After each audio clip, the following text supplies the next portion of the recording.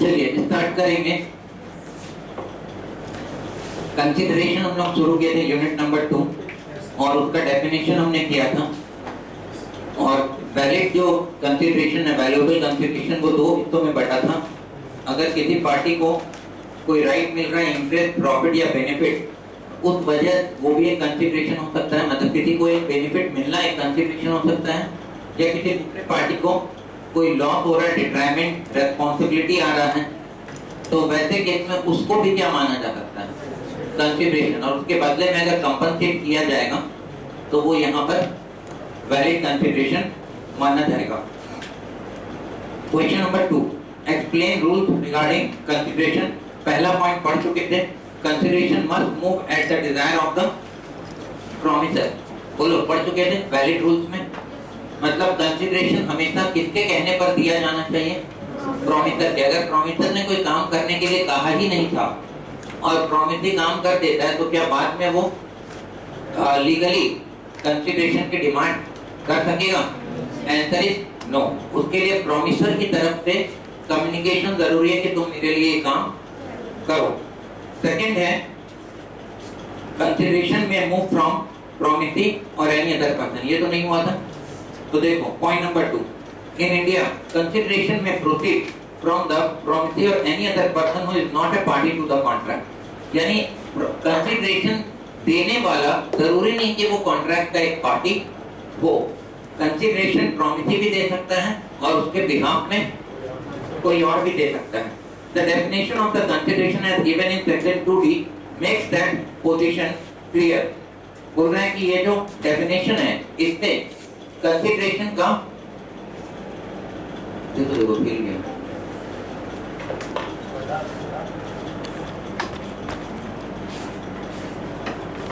लगाओ जल्दी।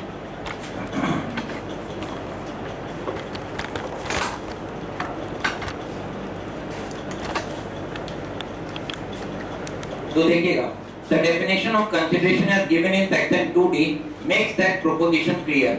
According to the definition, when at the desire of the promiser, the promisee or any other person does something, such an act is consideration.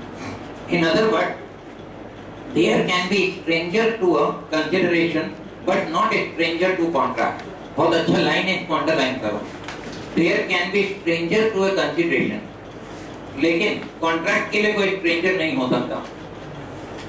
आगे देखो एक और line वहां पर, the stranger to the consideration, the stranger to the consideration will be able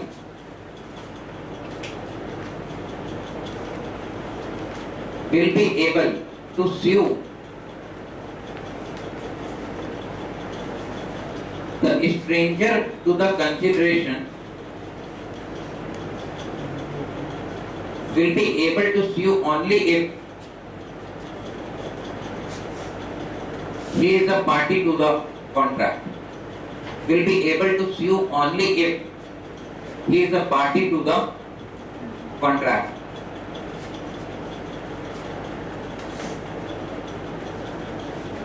ठीक है, example से clear होगा ये पॉइंट।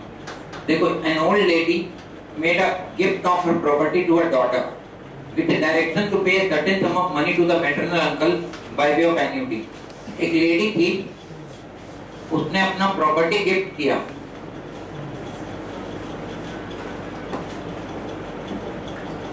गिफ्टेड टू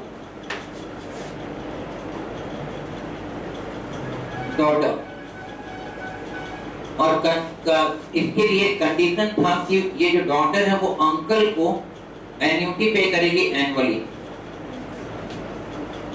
एनुअली मतलब हर साल, एन्युटी मतलब एक सर्टेन अमाउंट उनके मेंटेनेंस के लिए। उस शर्त पर लेडी ने अपनी प्रॉपर्टी किसको गिफ्ट की थी? डॉटर को। देखो आगे क्या हुआ, on the same day the daughter executed in writing in favour of brother. Brother मतलब इनका ब्रदर, इसका अंकल हुआ ना। तो on the same day daughter ने एक एग्रीमेंट किया अंकल के नाम कि हाँ मैं आपको एन्युटी पे करूंगी। उसको प्रॉपर्टी चाहिए था ना। आगे देखो क्या हुआ, तो on the same day the daughter executed in writing in favor of brother agreeing to pay annuity. The daughter did not, however, pay the annuity and the uncle sued to recover it for the proof job. आगे क्या हुआ? Daughter ने, मैं पूरी बात बता रहा हूँ, आगे क्या हुआ? जब तक मदर जिंदा थी शर्म के मारे पेमेंट करना पड़ा उसको एन्युटी का। जब मदर एक्सपायर की उसके तुरंत बाद इसने एन्युटी पे करना बंद कर दिया। बोला किस बात का एन्युटी? तो अंकल ने बोला अभी एग्रीमेंट हुआ आप दोनों के बीच में एन्युटी पे करने का। तो डॉटर ने बोला agreement without consideration is void. तो दिमाग देखो क्या लगाया, agreement without consideration is void. तो किस बात का एन्युटी? हम आपको कुछ भी नहीं देंगे। क्लियर हो रहा पॉइंट? तो फिर से देखो, ये लेडी थी, एक डॉटर थी और अंकल थे। तो यहाँ पर इसने कंडीशनल प्रॉपर्टी ट्रांसफर किया था इस कंडीशन के साथ कि वो इनको एन्युटी पे करेगी। बाद में जब वो नहीं रही तब डॉटर ने कहा कि मैं आपको एन्युटी पे नहीं करूंगी। तो अभी आप एक लाइन वहां पर पहले लिखो, अच्छा पहले पढ़ते हैं आगे। It was held that there was sufficient consideration for the uncle to recover the money from daughter. जवाब ये दिया गया कि कंसिडरेशन है यहाँ पर और अंकल जो है वो रिकवर कर सकते हैं मनी डॉटर से। लेकिन क्या कंसिडरेशन है तो समझना होगा थोड़ा यहाँ पर। ये जो सेकंड कॉन्ट्रैक्ट था, ये सेकंड कॉन्ट्रैक्ट इस कारण से हुआ था, किया गया था, डॉटर ने किया था क्योंकि उसको लेडी से क्या मिल रहा था? प्रॉपर्टी। तो जरूरी नहीं कि कंसिडरेशन अंकल से मिलेगा। अभी तो पढ़े सेकंड पॉइंट, यही तो था सेकंड पॉइंट। क्या कंसिडरेशन में मूव फ्रॉम प्रोमिसी और एनी अदर पर्सन। ये प्रोमिसी है, मतलब यहाँ पर अंकल की तरफ से कंसिडरेशन नहीं गया था, बट कंसिडरेशन कहाँ से गया था? लेडी की तरफ से। इसलिए डिसीजन ये आया कि नहीं, ये सेकंड एग्रीमेंट भी क्या होगा? बिल्कुल वैलिड होगा और ये पैसे रिकवर कर सकते हैं। अंकल पैसे रिकवर कर सकते हैं। डॉटर ये नहीं कह सकते कि उसको कंसिडरेशन नहीं मिला। इसने नहीं दिया तो क्या हुआ? मिला है कि नहीं? इसको मिला है। क्या मिला है? प्रॉपर्टी। तो लिख लो वहां पर एक लाइन और, the second contract is valid as it contains consideration. The second contract is valid. Second contract का मतलब समझ रहे हैं ना आप? सेकंड कॉन्ट्रैक्ट मतलब contract between daughter and uncle. तो it valid as it contains क्या? कंसिडरेशन।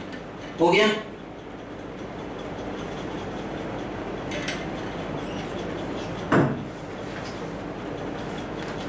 नेक्स्ट पेज में आएंगे। ये बहुत फेमस केस लॉ था चिन्नैया वर्सेस रमैया का 1882। चिन्नैया वर्सेस रमैया बहुत फेमस केस लॉ की कंसीडरेशन जरूरी नहीं है कि प्रॉमिसी ही देगा हर बार, उसके बिहाफ में कोई और पार्टी भी दे सकता है। तीसरा पॉइंट है executed and executory condition consideration. Consideration दो तरह का हो सकता है, एग्जीक्यूटेड एंड executory। देखो, a consideration which consists in the performance of an act is said to be executed। अगर किसी एक्ट के बदले में कंसिडरेशन दिया गया तो एग्जीक्यूट। एक्ट मतलब काम हो चुका, फिर कंसिडरेशन दे रहे हैं तो वो एग्जीक्यूटेड कंसिडरेशन है। When it consists in a promise, it is said to be executory। लेकिन अगर वो अभी प्रॉमिस ही था तो इसका मतलब अभी फुलफिल नहीं हुआ है तो उसे क्या कहेंगे? Executory। The promise by one party may be consideration for an act by some other party and vice versa। देखो, हो सकता है एक पार्टी ने अपना कंसिडरेशन दे दिया हो, कंप्लीटेड है, तो वो एग्जीक्यूटेड कहलाएगा, और दूसरे पार्टी ने अभी नहीं दिया है तो वो एग्जीक्यूटरी कंसिडरेशन कहलाएगा। कंसिडरेशन दोनों तरफ से होता है, तो एक पार्टी का एग्जीक्यूटेड हो सकता है, दूसरे का एग्जीक्यूटरी, दोनों का एग्जीक्यूटरी हो सकता है और दोनों का एग्जीक्यूटेड हो सकता है। मैंने कैश सेल का एग्जांपल लो, बेहतरीन एग्जांपल है। आप दुकान गए, सामान पसंद किया, तुरंत पेमेंट किया, माल ले लिया, तो ये एग्जीक्यूटेड कंसिडरेशन है। किसके लिए? दोनों पार्टी के लिए। लेकिन आप दुकान गए, सामान खरीदा, हाँ, आपने बोला मैं एक सप्ताह बाद पे कर दूंगा, जान पहचान की दुकान थी, दुकानदार आपको ठीक से पहचानता नहीं था, अलाउ कर दिया। पहचानता तो नहीं देता, क्लियर है? अलाउ कर दिया। तो एक तरफ से कंसिडरेशन क्या है? एग्जीक्यूटेड है, और दूसरी तरफ से क्या है? एग्जीक्यूटरी है। बोलो तीसरा एग्जांपल, आप दुकान गए, दुकानदार से कोई सामान मांगा, बोला अभी नहीं है, तो आपने बोला प्लीज मंगा दीजिए, मुझे बहुत जरूरी है। तो कहा 3 दिन बाद मैं आपको दे दूंगा। कितने रुपए का है? 500 रुपए का। तो आपने कहा ठीक है, ये 100 रुपए एडवांस रख लो, बाकी 400 रुपए जब माल आएगा मैं आपको दे दूंगा। तो दोनों तरफ से अभी कॉन्ट्रैक्ट क्या है? कंसीडरेशन क्या है? एग्जीक्यूटिव। एग्जीक्यूटिव नहीं है। दुकानदार ने सामान दिया नहीं, आपने फुल पेमेंट किया क्या? नहीं। तो दोनों तरफ से क्या है? एग्जीक्यूटिव। तो एग्जांपल देखो, A paid rupees 5,000 to B and B promises to deliver to him a certain quantity of wheat within a month। उसने 5,000 B को दिया और B ने कहा कि मैं 1 महीने के अंदर तुम्हें व्हीट का एक सर्टेन क्वांटिटी दूंगा। इस केस में A ने पेमेंट कर दिया है तो एग्जीक्यूटेड कंसीडरेशन, लेकिन B ने अभी तक सामान नहीं दिया है, तो therefore consideration paid by A is executed where consideration promised by B is executed। Clear हो गया? कंसीडरेशन में भी पास्ट, प्रेजेंट और फ्यूचर, ये मेन डेफिनेशन में भी आया था। तो देखो, द वर्ड हैज डन और abstain from doing are a recognition of doctrine of past consideration। अगर वर्ड यूज हो रहा है हैज डन और abstained from doing, यानी या तो काम हो चुका है या करने से रोका जा चुका है, तो वैसे केस में उसे हम कहेंगे doctrine of past consideration. Consideration past हो गया। In order to support a promise, the past consideration must be moved by a previous request। तो past consideration क्यों हुआ? Previously क्या किया गया होगा? Request। It is a general principle that consideration is given and accepted in exchange for the promise। The consideration in past may be the motive but cannot be the real consideration of a subsequent promise। सबका बकवास लिखा है, इसके बजाय हम कुछ और लिखेंगे जो काम का है। तो आपको लिखना पड़ेगा 5-6 लाइन। तो आप ऐसी जगह लिखें नीचे जहाँ पे जगह है। सबसे पहले लिखो पास्ट, डैश लिखो जल्दी, past. When the consideration of one party was given, when the consideration of one party was given before the date of promise, when the consideration of one party was given before the date of promise, it is said to be past।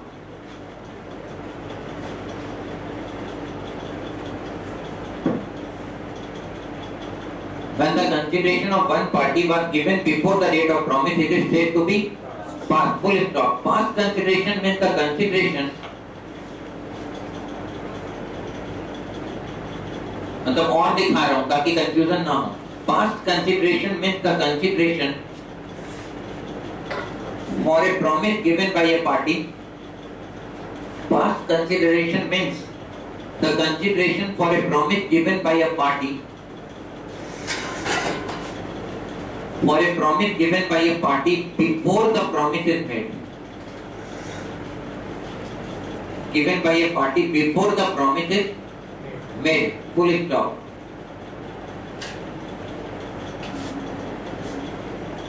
Before the promise is made, हो गया? Full stop। It is a consideration given earlier। It is a consideration given earlier by a party। It is a consideration given earlier by a party and the promise is made thereafter। And the promise is made thereafter। मैंने एक ही चीज को 2-3 बार लिखा है अलग अलग तरीके से, ताकि आपके दिमाग में जरा भी डाउट का वाला कीड़ा ना जन्म ले। ओके, इसीलिए सेकंड पॉइंट, प्रेजेंट, डैश लिखो, डैश। प्रेजेंट के लिए आगे लिखो dash. Consideration which move simultaneously, consideration which move simultaneously with the promise is called, consideration which moves simultaneously with the promise is called present या executed consideration। Consideration which moves simultaneously with the promise is called present or executed consideration। Full stop। Cash sales is a good example।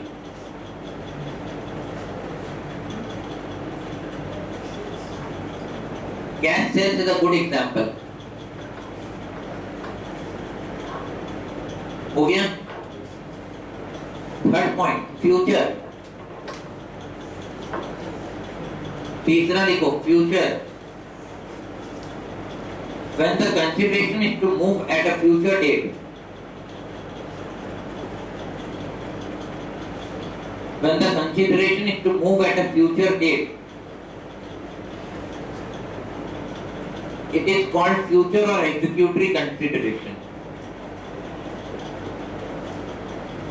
It is called future or executory consideration. फिर से when the consideration is to move at a future date, it is called future or executory consideration. Full stop.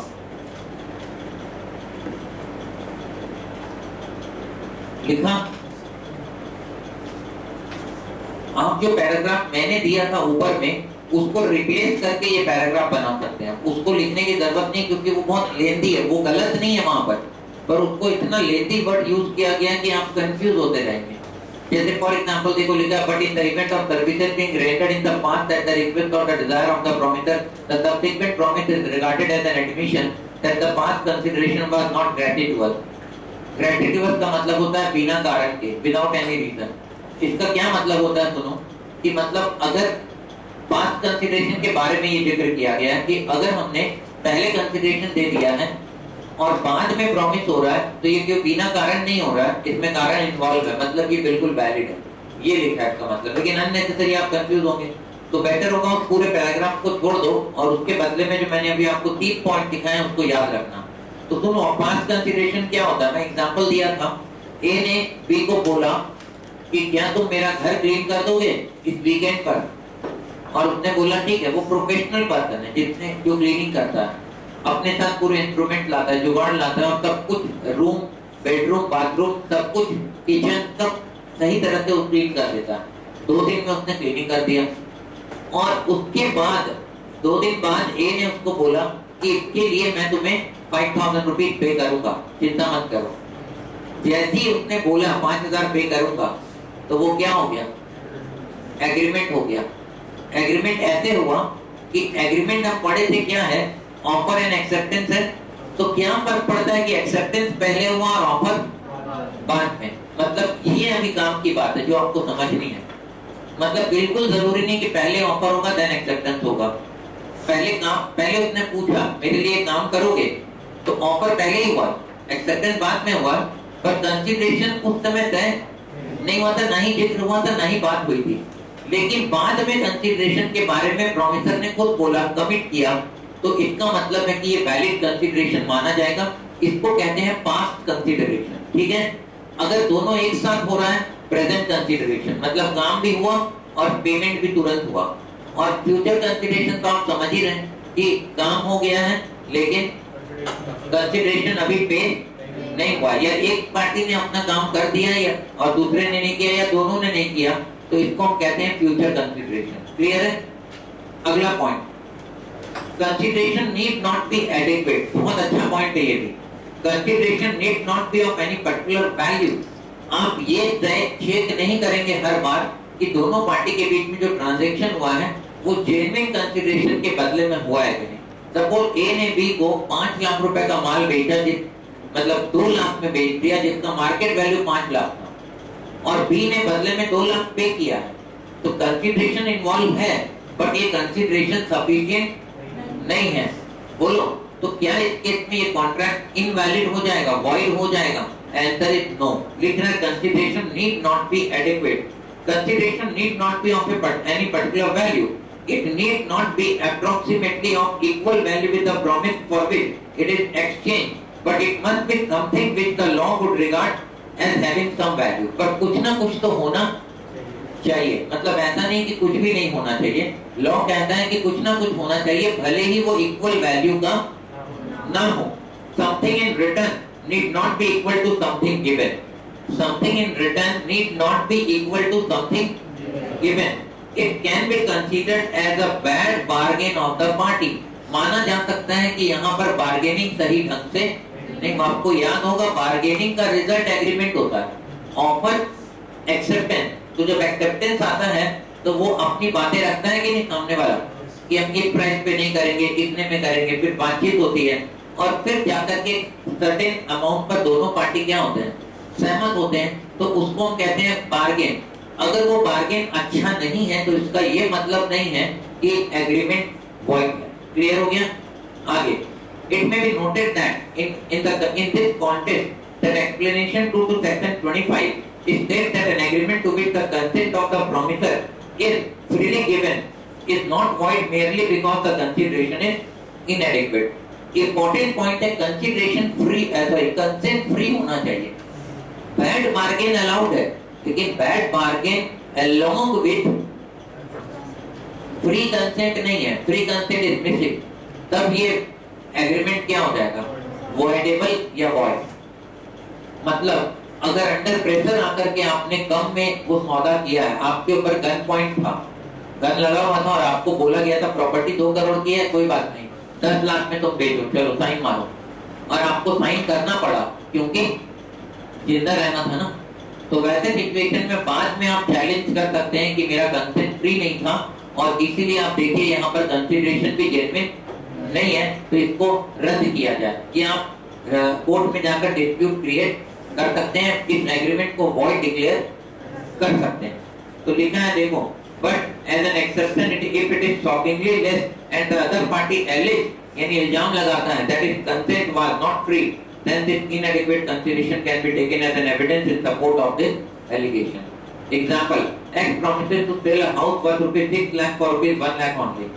X ने कितने रुपए में अपना घर बेचने के लिए तय कर दिया? 1 लाख में, जबकि उसकी कीमत 6 लाख की। adequacy of the price in itself shall not render the transaction void। तो केवल सिर्फ इसलिए कि प्राइस एडिक्वेट नहीं है आप ट्रांजैक्शन को वॉइड नहीं मान सकते जब तक कि पार्टी इल्जाम ना लगाए कि ये जानबूझ करके गलत तरीके से करवाया गया। ये इल्जाम लगाएगा तब फिर मैटर ऑफ फैक्ट है वो, तो ऐसा थोड़ी इल्जाम लगाया और बस हो गया, ऐसा नहीं है। वो केस के फैक्ट को देख करके, एविडेंसेस को देख करके तय किया जाता है।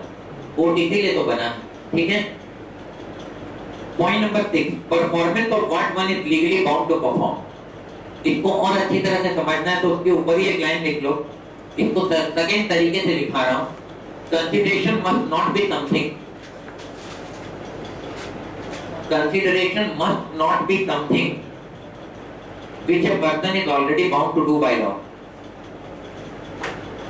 Consideration must not be something which a person is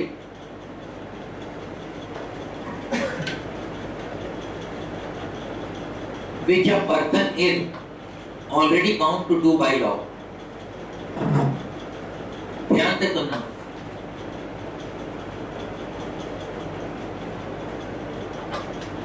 मतलब कंसीडरेशन वो नहीं होना चाहिए जिस काम को करने के लिए वो बंदा ऑलरेडी बाउंड है लॉ के कारण। समझो मैं बताता हूँ, आपको कोई प्रॉब्लम हुआ, आपका सपोज आपके यहाँ घर में चोरी हो गई, तो वैसे सिचुएशन में आप पुलिस के पास कंप्लेन करेंगे। पुलिस के पास जाएंगे तो पुलिस का काम क्या है? चोर को पकड़ना, आपका सामान रिकवर कराना, यही काम है। अब पुलिस ने कहा कि सामान तो हम रिकवर करा देंगे, लेकिन जितने का सामान है ना उसका 40% आप लेंगे, तब हम रिकवर कराएंगे। पुलिस ने कहा, एग्रीमेंट है ना यहाँ भी, पुलिस और उस पर्सन के बीच में जिसका सामान चोरी हुआ, और कंसिडरेशन भी जायज लग रहा है, भाई सामान रिकवर करवा रहा है और बदले में क्या ले रहा है? 40% ले रहा है, क्या दिक्कत है? तो दिक्कत इस बात से है कि जो सामान रिकवर करवा रहा है ये पुलिस की जिम्मेदारी है या इस एग्रीमेंट की वजह से करवा रहा है? जिम्मेदारी है। तो लॉ की वजह से ऑलरेडी वो बाउंड है ये काम करने के लिए। तो अगर वो ऐसा कोई कॉन्ट्रैक्ट करता है 40% कमीशन लेने का, तो ये क्या है?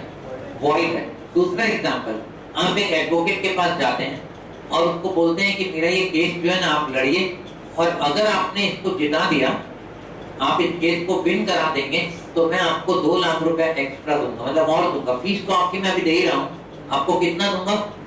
2 लाख रुपया। ठीक है, मैं एडवोकेट खुश हो गया एकदम, और उसने उसको केस जिता भी दिया। और बाद में सामने वाले ने क्या बोला? किस बात के 2 लाख? नहीं दिया। बताओ, लीगली एडवोकेट उस पैसे को वसूल कर पाएगा, उस 2 लाख को? क्यों नहीं? क्योंकि ऑलरेडी उस एडवोकेट का क्या ड्यूटी है? अपने क्लाइंट के लिए लड़ना और उसको केस जिताना, है तो उसकी ड्यूटी है ना। तो उसके लिए वो फिर से और पैसे, फीस तो जो लेना था वो ले ही रहा है ना। या इसको और भी तरीके से समझा जा सकता है। मतलब इसको समझना इस तरह से कि अगर कोई पर्सन ऑलरेडी बाउंड है लीगली एक पर्टिकुलर काम को करने के लिए, तो वो उस काम को करने के लिए पैसे नहीं ले सकता। अगर ऐसा करता है तो वो इनवैलिड होगा, वॉइड होगा कॉन्ट्रैक्ट। समझ गए आप? और ये बिल्कुल सही भी है। अगर ऐसा ना हो तो वैसे केस में हर कोई भी अपना काम नहीं करेगा और हर बार बोलेगा उसके करने के लिए भी क्या चाहिए, एक्स्ट्रा पैसे चाहिए। तो consideration must not B performance of existing duty. Existing duty वो ऑलरेडी उसकी क्या थी, ड्यूटी थी। The performance of an act by a person who is legally bound to perform the same cannot be a consideration for a contract. Hence, a promise to pay money to a witness is void. Witness को हम पैसे दे रहे हैं, सुनो, witness था वो चंदीद गवाह था एक कत्ल का, एक मर्डर हुआ था और किसी ने उसे देखा था। अब वो जिसने देखा था वो इकलौता गवाह है और वो कह रहा है कोर्ट में हम गवाही तभी देंगे जब तुम मुझे पैसे दोगे। समझ में आ रहा है? क्या ये सही है? नहीं, क्योंकि उस विटनेस की ये लायबिलिटी है, ड्यूटी है। आप सोसाइटी में रहते हैं, आपको सोसाइटी के लिए ये सब करना चाहिए, जरूरी है, तो उसके लिए आप पैसे नहीं मांग सकते, ये आपका एग्जिस्टिंग ड्यूटी है। Similarly an agreement by a client to pay to his counsel यानी वकील after the latter has been engaged a certain sum over and above the fee in the event of success of the case could be void since it is without consideration। यानी यहाँ पर consideration involve इसलिए नहीं है क्योंकि already वो तो काम करना उसकी क्या थी, ड्यूटी थी। तो फिर आप फिर किस बात का पैसा मांग रहे हो? आपको फिर क्या मिल रहा है? जो कर रहे हो वो तो ऑलरेडी करना था आपको, तो आप पैसे किस चीज का मांग रहे हो? ये विदाउट कंसिडरेशन माना जाएगा एंड वॉइड एब इनिशियो। क्लियर है? अगला दो लाइन काट दो, बेकार है वो, हटा दो, उसको काट दो। और ऐसा मत काटना कि पूरा वो वहां से पूरा पेपर निकल जाए, क्योंकि पीछे कुछ लिखा हुआ वो नहीं कटेगा। ठीक है, तो धीरे से खाली काटो उसको। अगला point, consideration must be real and not illusory. सुनो, पॉइंट नंबर 7 हम अभी बात कर रहे हैं legal rules regarding valid consideration. अगला पॉइंट है consideration must be real and not illusory. Illusory मतलब जिससे इल्यूजन हो, बोलो। जैसे फॉर एग्जांपल अगर मैं आपसे ये कहता हूं कि अगर आपने सीए फाउंडेशन एग्जाम में 300 नंबर से ऊपर आप ले आए तो मैं आपकी शादी जो है वो किसी फिल्म एक्ट्रेस से करा दूंगा। मैंने एक ऑफर दिया आपको, फिल्म एक्टर और एक्ट्रेस एज द केस में भी। तो वैसे केस में ऑल्दो ये इल्यूजरी नहीं है, लेकिन फिर भी ये कुछ ऐसा लग रहा है ना शुरुआत से, दोनों पार्टी को पता है कि ये इसमें सच्चाई नहीं है, तो ये गलत होगा, जिसको वैलिड नहीं माना जाएगा, माना जाएगा कंसिडरेशन मिसिंग है। एक सेकेंड,